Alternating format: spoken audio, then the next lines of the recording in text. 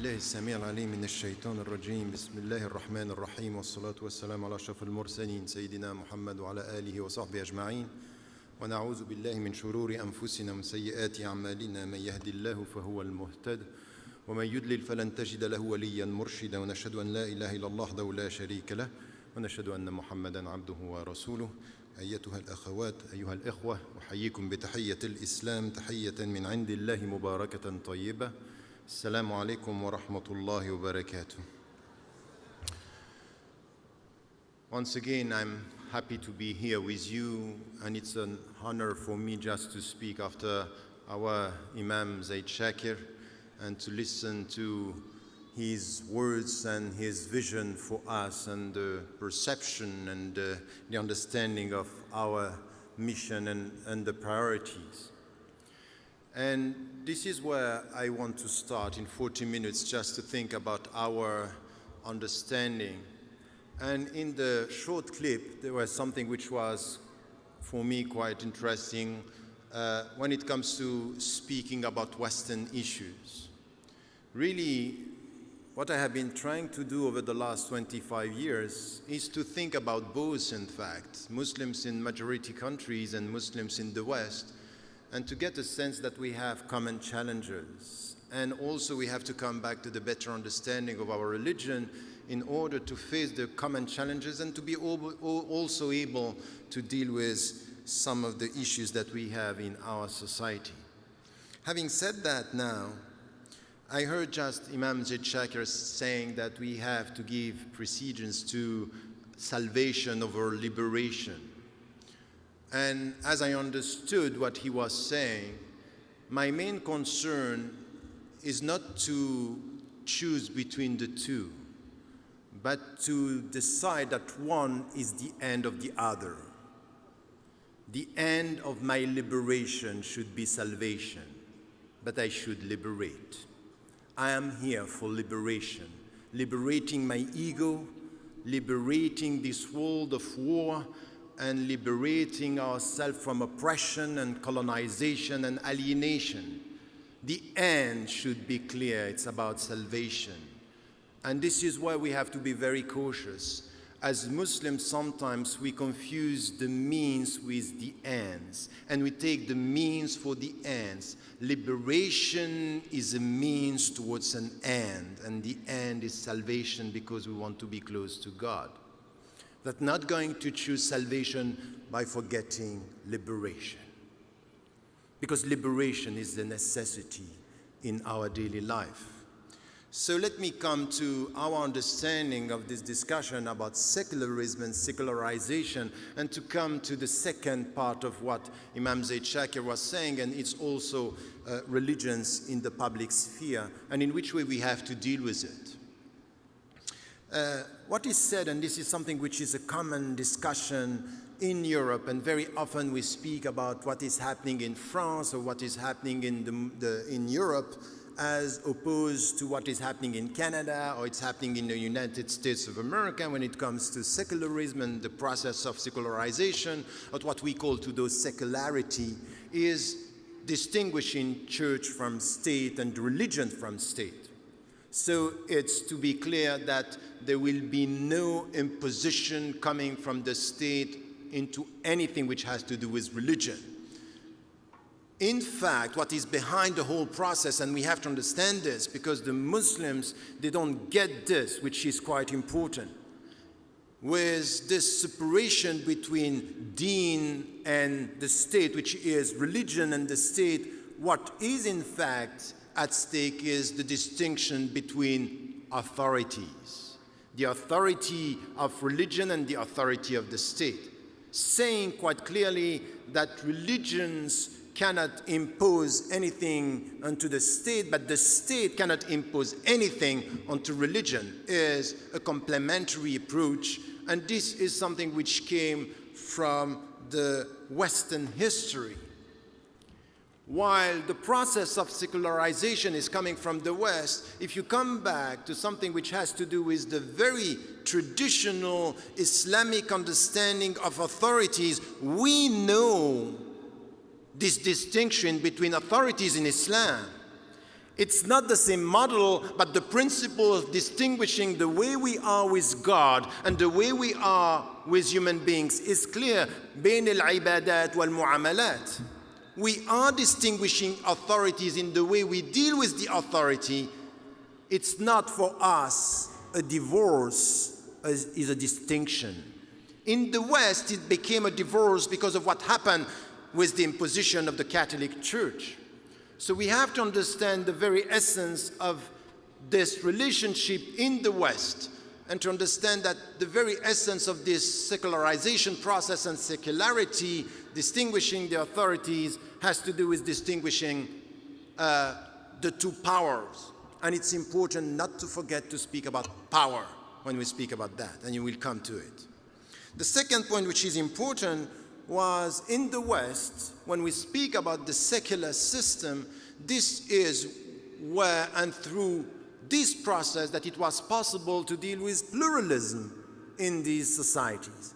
In the West, pluralism as to religions came from this process because the people who were supporting this process of the secularization were the Protestants and the Jews, because they were understanding that this would be the way for them to protect their very existence, and the people who had no religion as well. So for us, once again, it's important to understand what we are talking about, and what is behind it is pluralism within the Western society. It's understood as coming along the process of secularization. And with this, there is something which is to distinguish between the common ground, which would be our citizenship within the society, and this diversity of cultures and religions that should be integrated, respected, but had no authority on the state. So the state should be the guardian of all this space, the neutral space, the public sphere, where no one can impose onto the other. So this is the way it came to a reality that the secular system is protecting pluralism and pluralism of religions. This is all in theory. This is the way it was understood and experienced in many societies, speaking about common and equal citizenship, freedom of conscience and freedom of worship as the two main principles, and tolerance as a reference.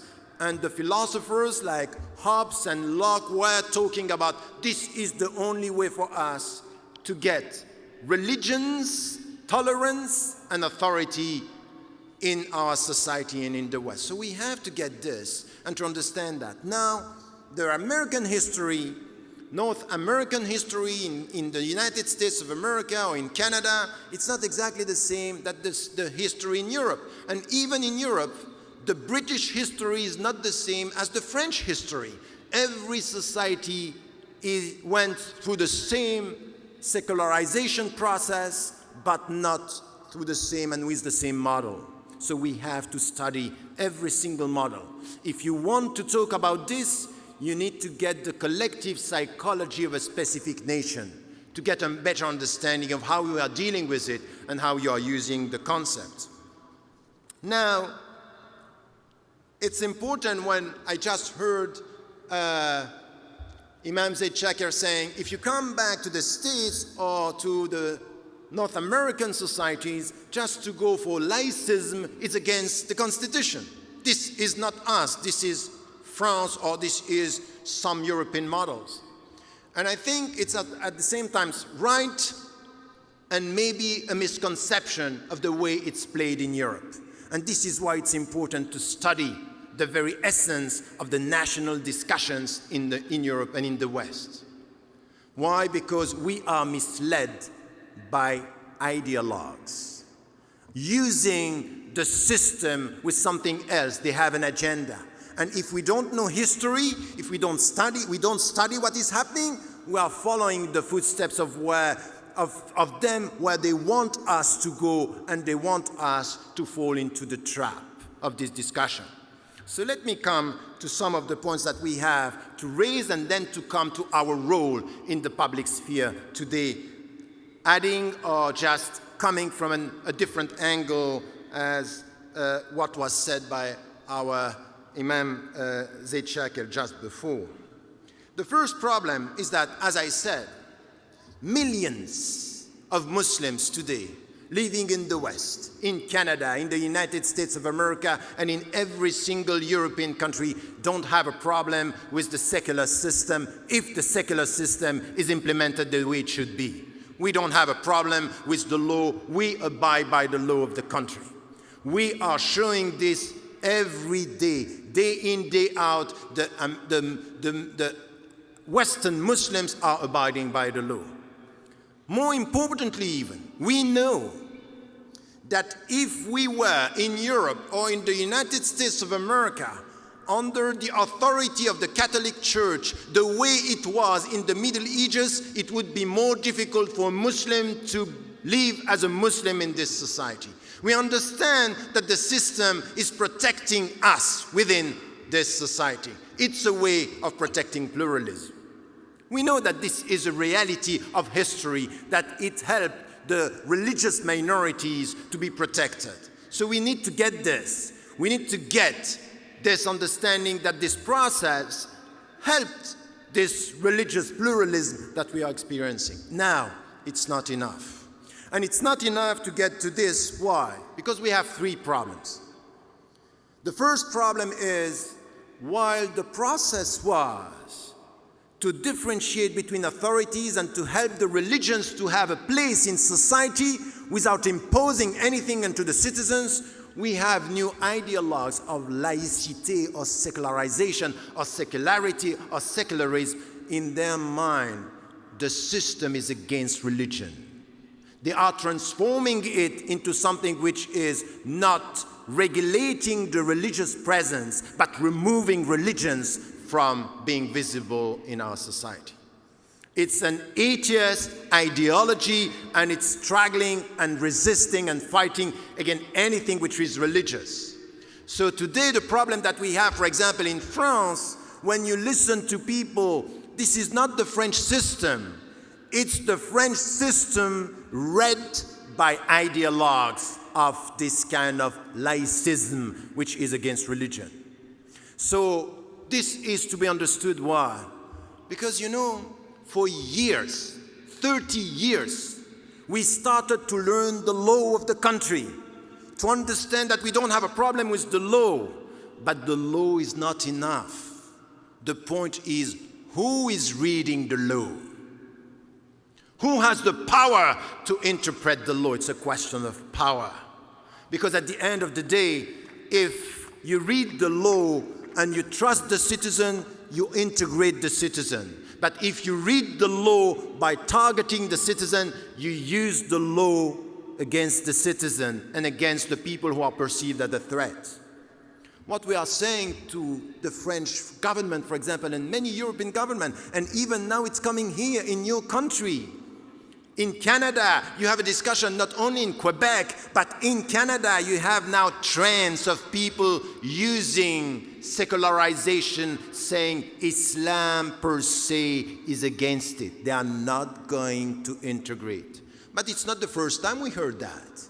We heard that for the Jews before. We heard that for the people before us, that they are not going to integrate into the system. Meaning here that we have new ideologies of secularism, but we have also power and people reading the law in a specific way. So this is why if you refer to the law, you know it's not going to be enough. Look what happened in your country, in the United States of America. What happened just after September 11th? When the people were saying, have you seen the respect of the law? In less than 1 year, the law were interpreted in a way which was accepting treatment that are unequal, that are targeting people, and targeting people in a way which was discriminatory.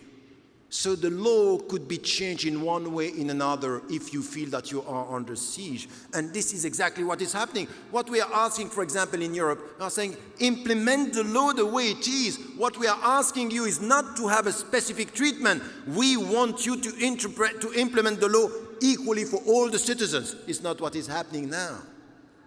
It's not what is happening now. And this has to do with who is interpreting the law. Are we able to come with a better understanding of this law?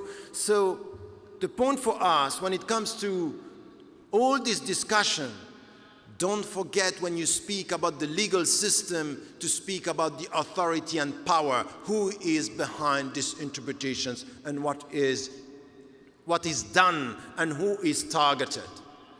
The last thing which is important for us when it comes to a question of power is we are perceived today as a new active minority as Muslims. And we are not perceived first as citizens, but it's a religious minority and is shaking this history.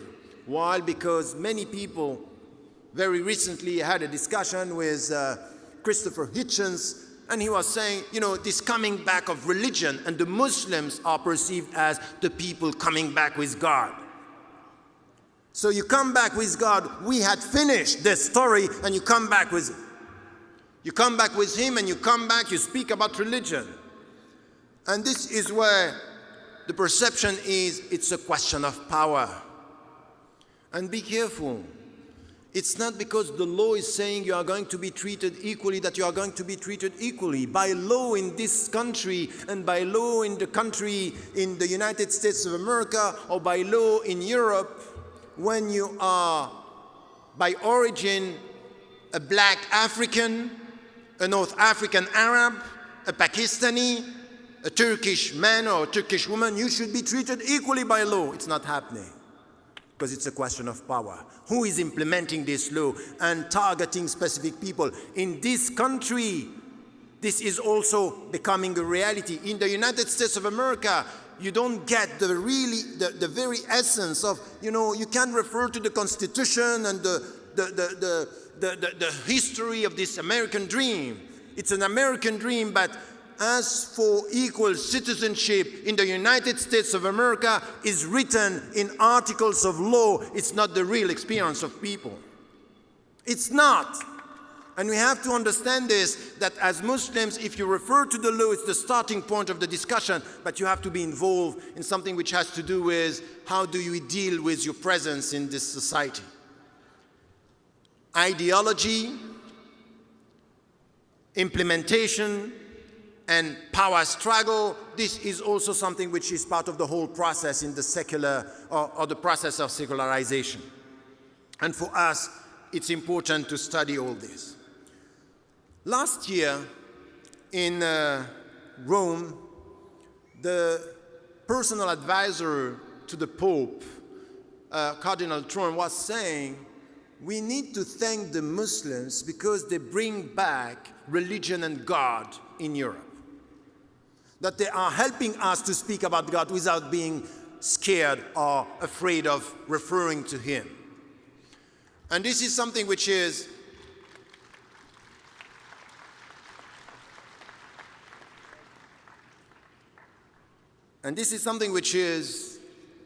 important because this is the perception many have in the West, that by coming back with our religion or being present and visible with our religion, we are bringing back religion in the public sphere and within our society.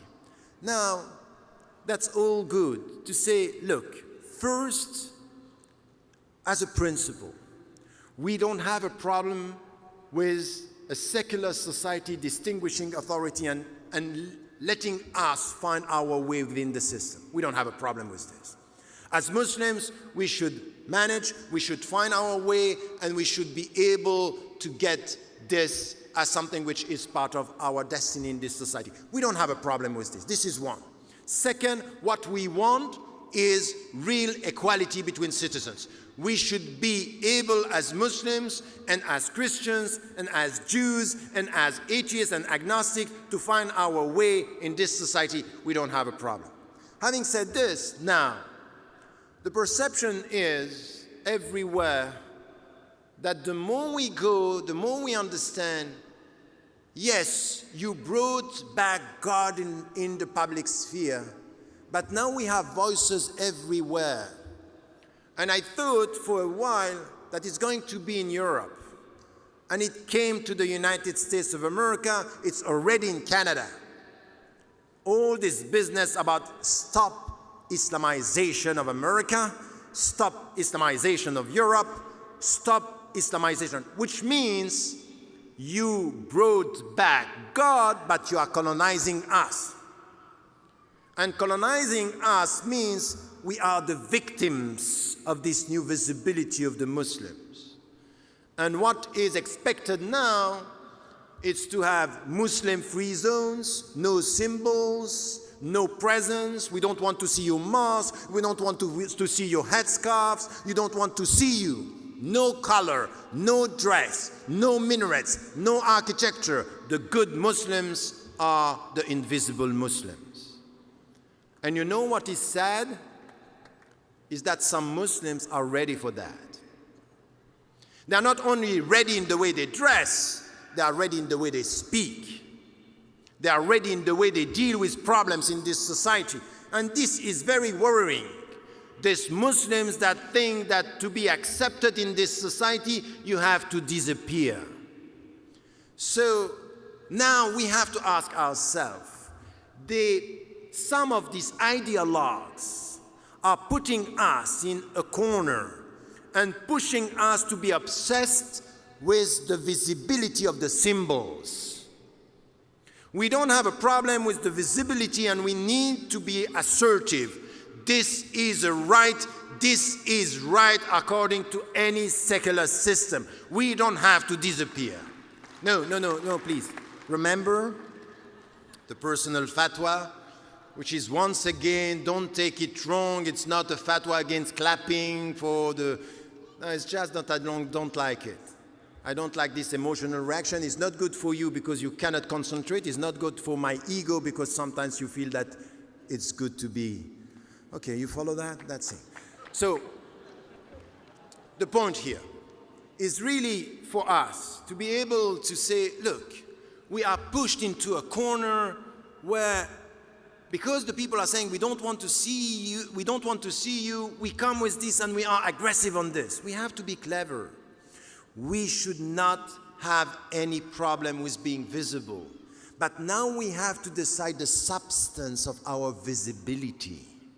Is it only in the headscarf? Is it only in the dress? Is it only in the architecture? Or should we add something else? What is the added value of Muslims in the public sphere in the West? This is the question. So, to have visible mosque, no problem. To wear the headscarf, no problem. And if someone is telling you, you know what, because they don't like it, just remove it, this is the way you are going to be accepted, so just go and ask the black brothers and sisters to change the color. This is not going to happen. Be assertive and respected in the way you dress, in the way you are, and don't let anyone change your religion because of fear. This is right according to the law. No, even in France, you know what we were told for years, you want to change the law. And we said, we don't want to change the law. By law, by the French law, it's possible to go to school with the headscarf. They ended up in 2004 to change the law themselves to make it unlawful. They changed the law. We didn't, because by law it was right. If it was wrong, why to change the law then? Why did you change the law if it was wrong before the law was enforced? It's just showing that when you have the power, you have even the power to change the law in a way which is restrictive, which is discriminatory, which is just the right way to think that you are liberating the women. So I think that the visibility that we want today For us, we have to think about it. What are we talking about? What do we want exactly? Which kind of visibility? And this is where, as Imam Zaid Shakir was saying, and we keep on repeating this year after year, it's this visibility not of the symbols only, but the visibility of the contribution. The visibility of our contribution, this is it. And it has to be multifaceted, intellectual, psychological, spiritual, religious, and in all the fields where we have and when we should be a contribution to the society. And this is why we want to come back to the public sphere, not saying that religions should be invisible, but what should be visible in religion? Is it only to say I'm a Muslim and it should be visible? Or should we come with something which is the meanings of things? You know, after all this, I'm now concentrating in 2 books. The last book that I just published is The Quest for Meaning, reminding the Muslims, put the meanings before the rules in order to get the right way of understanding the rules. The rules are coming after the meanings. And if you understand the divine pedagogy when he was revealing the Quran, it's all about the meaning first. All the last verses of the Quran, the last chapters of the Quran, the Surah Al-Quran, at the end are all coming with the meaning first. وَالْفَجْرِ وَلَيَالٍ عَشْرٍ. All this is, look at the world, this has a meaning. اقرأ باسم ربك الذي خلق. It means that اقرأ, the meaning of this world, He's here. There is one God, La ilaha illallah. And then you pray, because you know that He's here. So the meaning before the rules, it's a quest for meaning. But if you come to the people, they have lost this sense of God, of sense of meaning, and say, you know what? This is it. If you put the rules before even talking about the meaning of things, the ethics, the objectives, they're going to be a lot, they're not going to listen. What are you talking about? You speak about liberating yourself with a meaning, they look at you as being in jail with the rules. If you don't get the meaning of the rules, you are perceived as in jail. If you get the spiritual meaning of the rules, you liberate yourself from the ego and from anything which is wrong. So you have to come with this. So this is something which is the quest for meaning. And then we have something which is important in our quest for meaning as Muslims, is then when you are with your fellow citizens and when you are with Muslims, when you think about this quest for meaning, you have to take it from wherever it is. You can take from the people and you have to study what they have to say. You live in a society where we are serious about pluralism.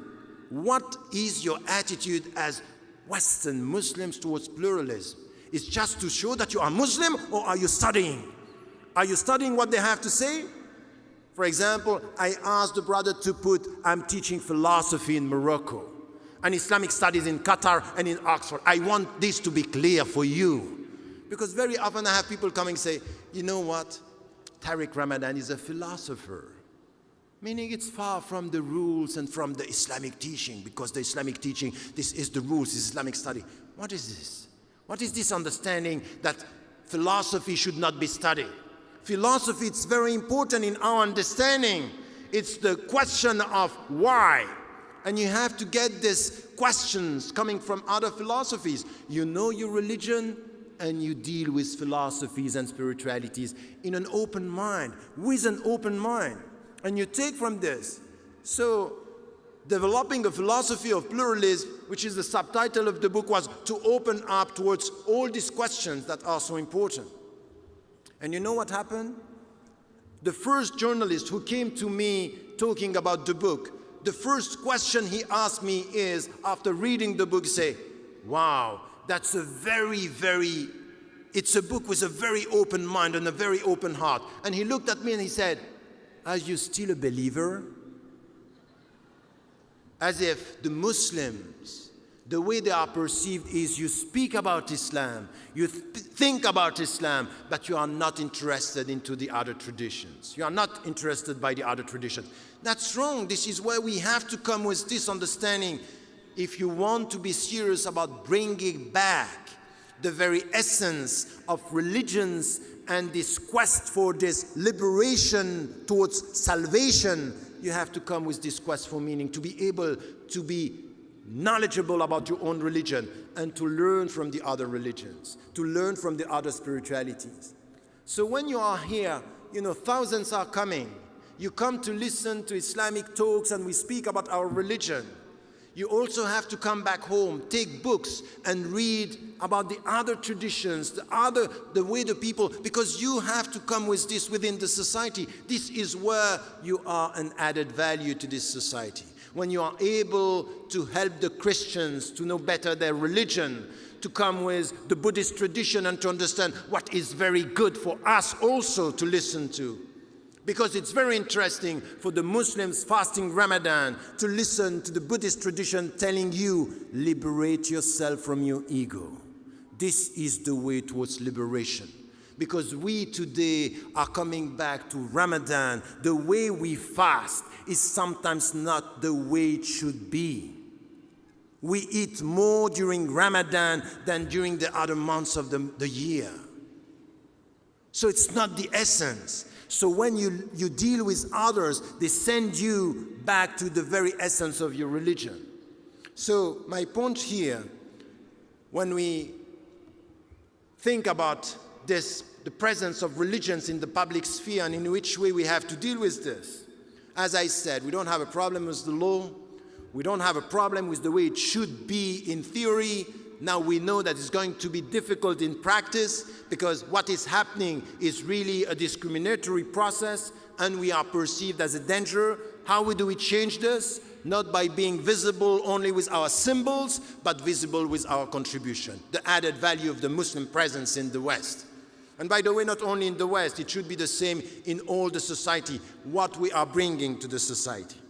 So this is where the visibility of our contribution is, for example, and Imam Zaid Shakir was speaking about it when he was speaking about individuals. Please, in your daily life, with people who are living with you, never hesitate to say that you pray. Say it. Say that you pray. I'm praying. I believe in God. And it has a meaning, not only to come here and to pray 5 times a day and to be, no, say it outside. The people around you should know.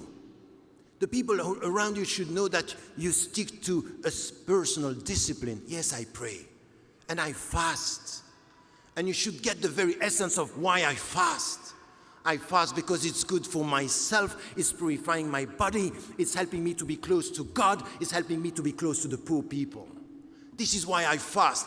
Tell the people, this quest for meaning, when you sit with people and they look at you, think about what they are looking for. They are looking for meaning. They are looking, why are you doing this? Not only to just, it's difficult, I'm fasting.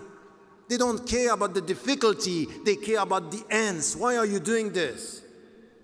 Dare to say it, that you are fasting. Dare to say that you are paying the zakat.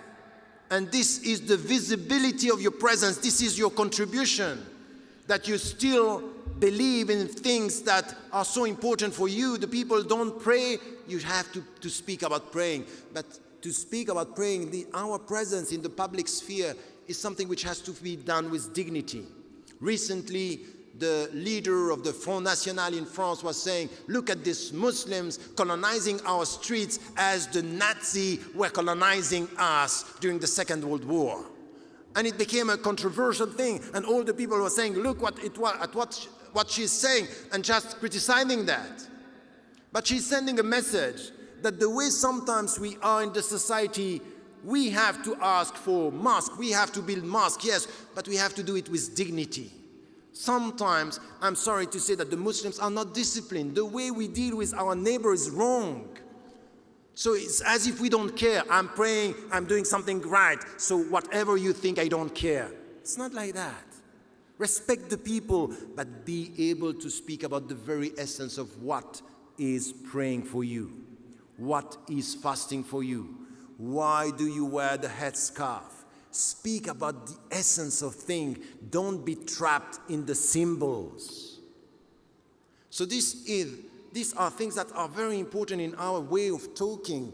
The presence of religion in the public sphere is a discourse, is a way you talk, is a way you explain, is a way the people can see, I live as you live.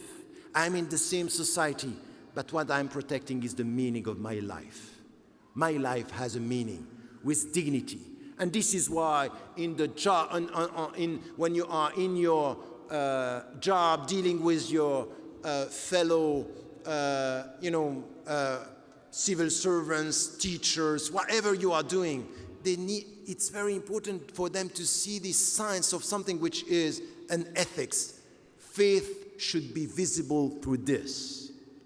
But don't be scared when it comes to speaking about praying, fasting, and being able also to speak about the meaning. And also to speak about what you are trying to do. At the end of the day, what we are trying to do is to be close to Allah subhanahu wa ta'ala. We are trying to get this inner peace. Speak about it and try to experience it. Speak more about it among Muslims. Speak about it among Muslims. Don't speak only about halal and haram.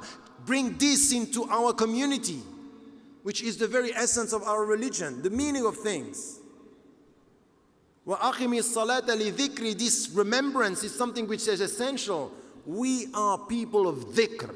We are people of remembrance. Don't forget. Forgetfulness is the end of the dignity of human being.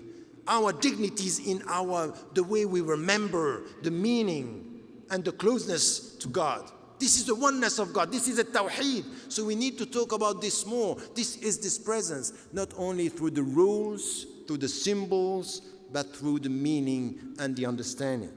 Now, Zaid Shakir was saying something very important in our way of dealing with being citizens. It's not enough for me to speak again and again about being a citizen. Of course we have to be a citizen. You are American or Canadian citizens. You live in this country as American or Canadian citizens, that's fine. What is your added value? The added value is an ethics of citizenship. It's to normalize the Muslim presence without trivializing it. What are you giving to this society? So ethics of citizenship is really to be quite clear about, yes, we have rights, but we need to contribute. We have duties towards the community. In politics, it's important to be involved in politics in our society as Muslims. So all the people who are telling you, as Muslims disappear from any political discourse is wrong. So when I heard someone in Singapore saying, we have to completely separate politics from religion, it's never happened, even what you were saying. I heard in Britain, the Prime Minister speaking about going in Iraq after having prayed God that this was the right, and you got the same thing in the United States of America. The point is not to divorce. The point is to be able to say we want more ethics in politics. We want more religious ethics in politics, could be, or rational ethics. Whatever, but ethics is essential. It's the way you deal with power. It's the way we deal with good governance. It's the way we deal with principles. So we need to be involved in this. So to be involved in politics, in political parties, in the society, as citizens, as elected or electing, that's good, as long as the added value is applied ethics. It's ethics in your daily life, that you have morality, that you have values, that you stand for something. So this is where we come, once again, it's meaning. It's not, I'm doing this as a Muslim. Of course the people can see that behind what you are doing there is something which is a driving force, but don't put Islam as a jail for the people to not understand what you want. Just put the principles as an open principle for all. And you are going to be understood if you are able to come with this kind of involvement in your society.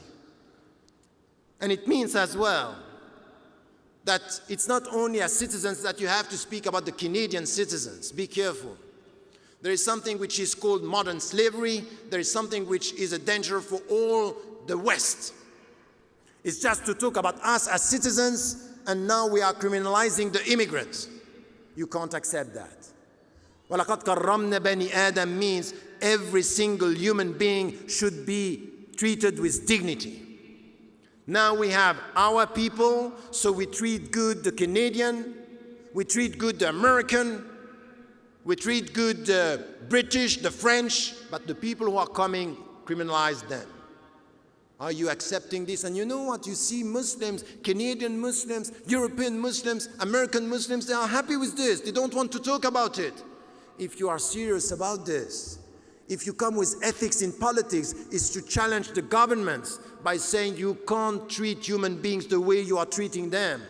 This new slavery, to protect the boundaries and to let the people come underground and to exploit them. This is not acceptable as Muslims. This is not acceptable as human beings. Where are the Muslim voices speaking about this? We are not talking about that. We just want to be integrated and accepted as citizens. I don't care, it's over.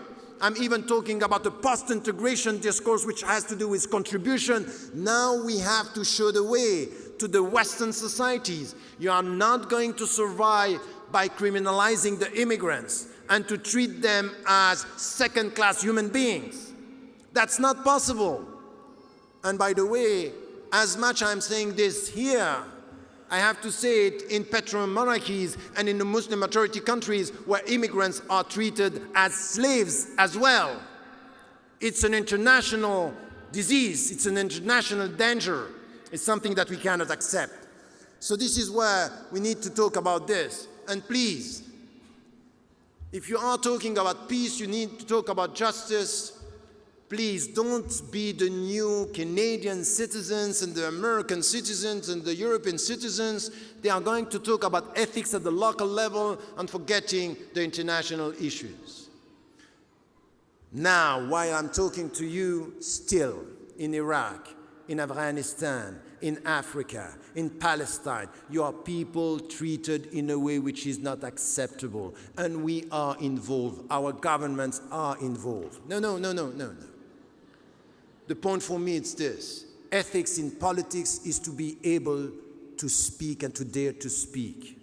Anyone, in the name of this be peaceful, is telling you to stop talking about the realities of oppression in this world is not helping. You are not an added value to Canada if you stop talking to the Canadian government by saying supporting the war in Iraq is wrong.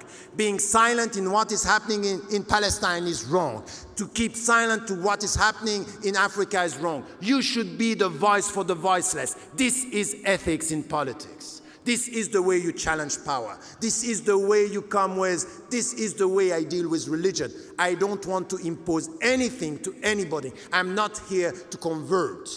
Because this is coming from God. وَلَوْ شَاءَ رَبُّكَ لَآمَنَ مَنْ فِي الْأَرْضِ كُلُّهُمْ جَمِيعًا أَفَأَنْتَ تُكْرِهُ النَّاسَ حَتَّى يَكُونُوا مُؤْمِنِينَ. It's not of my business to convert the people. I'm just here to be the voice for the voiceless. So this is something which is important. Now, just to go to the end, and it was said, so I don't want to repeat, but this is the way I want us to deal with politics. Is ethics in politics means all this, at the local level, at the national level, at the national level when it comes to immigration, at the international level when it comes to oppression, and to be able to speak about this. It's also to be able to speak about education and the educational system in this society.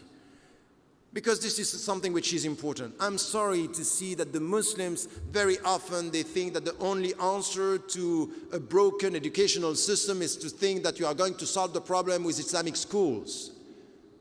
Islamic schools, that's fine, but it's a minority of Muslims who are going to be there. The great majority of the Muslims are in the mainstream school system. What is your input? What are you coming with? What are you contributing with? When it comes to the substance of what is taught, when it's coming to the teachers, when it's coming to the school itself, the second-class schools that we have in some inner cities, the teachers that are not trained. This is injustice. So if you have a moral voice, if you speak about ethics, you have to deal with this. This is where we have to be in education. So it's part of our contribution to be able to speak about this.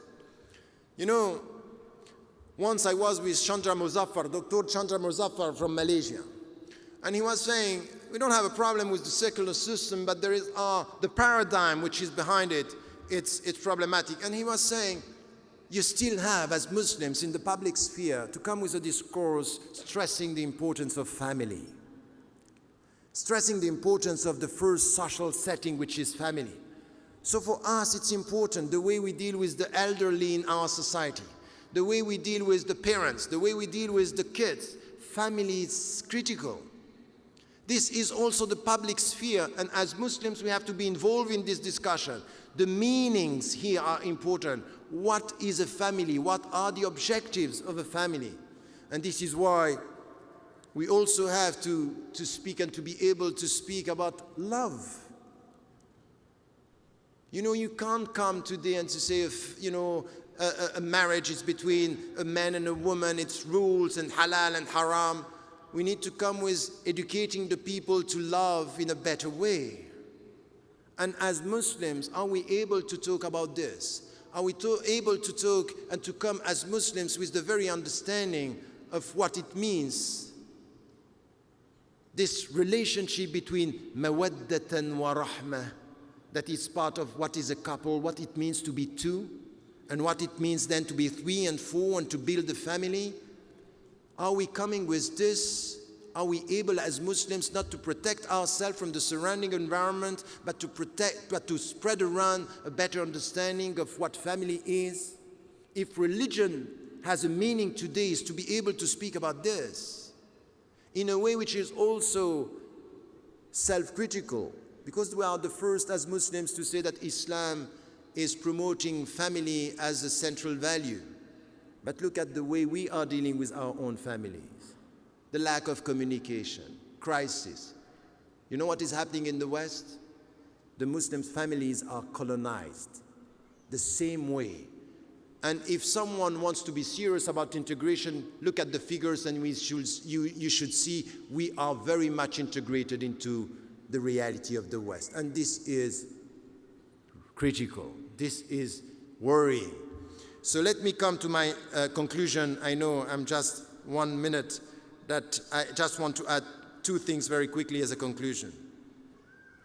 You know, we spoke about ethics, citizenship, politics. We spoke about social justice, the way we have to deal with our contribution.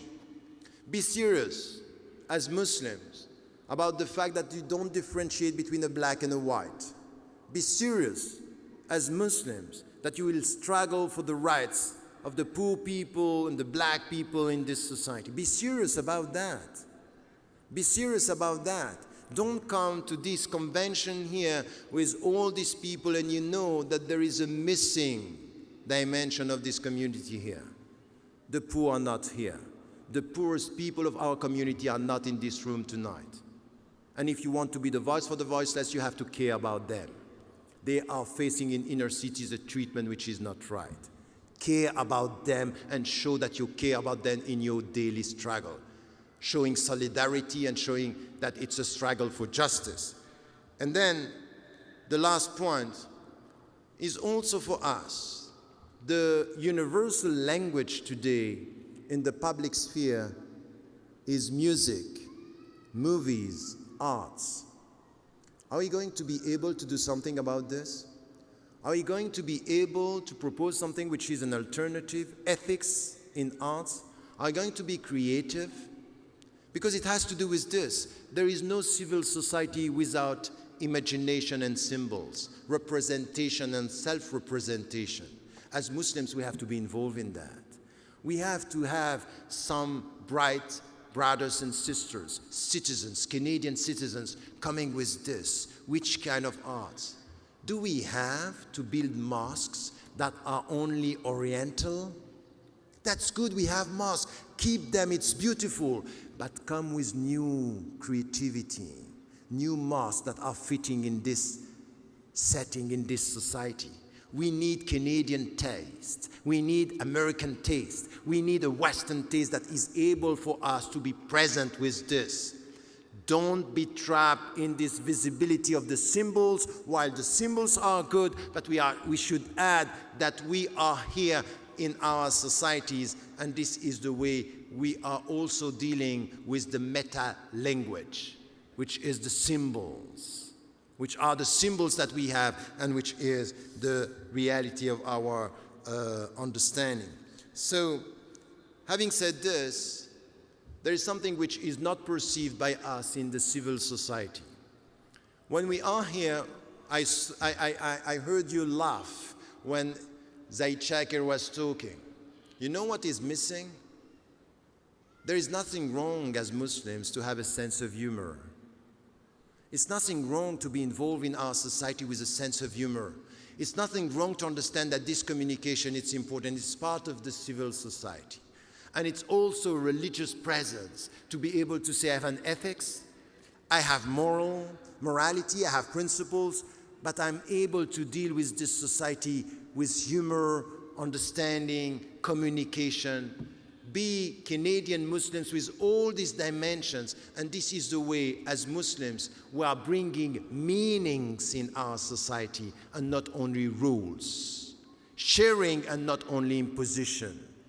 This is the universal message that we have to promote, and this is, inshallah, something which is part of our understanding.